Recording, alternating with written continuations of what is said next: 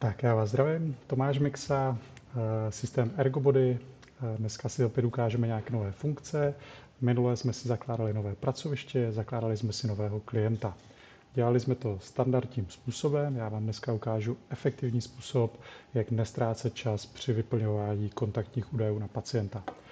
Tak, je to tohleto magické tlačítko, které když tady kliknu a vložím ho do tady nové prohlížeče, já musím otvírat nový prohlížeč, u vás to samozřejmě, nebo u toho pacienta to tak nebude, tak tomu pacientovi se vlastně zobrazí takovéhle okno, kde vlastně si zakládá svůj vlastní profil. Tady tenhle odkaz může být třeba i ve formě QR kódu, může být nalepený na vašich dveřích ordinace, nebo může být na vašich webových stránkách, nebo může být jako poslední krok po rezervaci terapie přes rezervační systém. Jo, je už to jedno, ale každopádně takhle ještě předtím, než se s tím klientem vidíte, můžete si jím nechat vytvořit vlastně kartu a zadat nějaké úvodní informace. Tak jo, takže já budu postupovat tak, jako by to dělal ten pacient.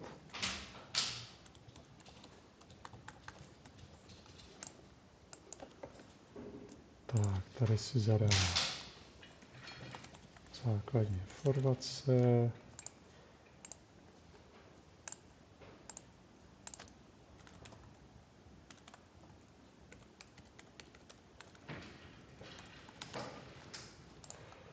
Tak, tady si může přidat fotku.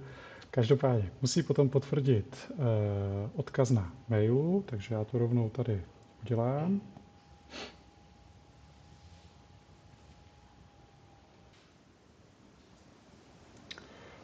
Tak, potvrdil jsem aktivační mail. Ten pacient vlastně navazuje na tady to vyplnění toho panáčka bolesti, kdy může zadat nějaký detail o bolesti, může zadat nějaký charakter. Těch oblastí samozřejmě může udělat víc.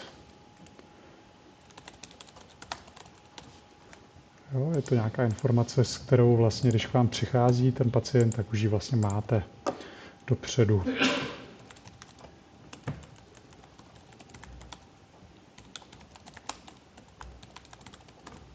Tak, super.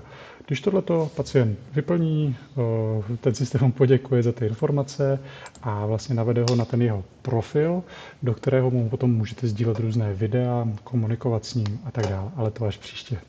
Tak, tady se podíváme na to, že přibyl nová vlastně karta klienta, ve které jsou vyplněné všechny ty údaje vlastně tím pacientem samotným. Vy jste nemuseli ztrácet čas na terapii tím zapisováním. Skvělý.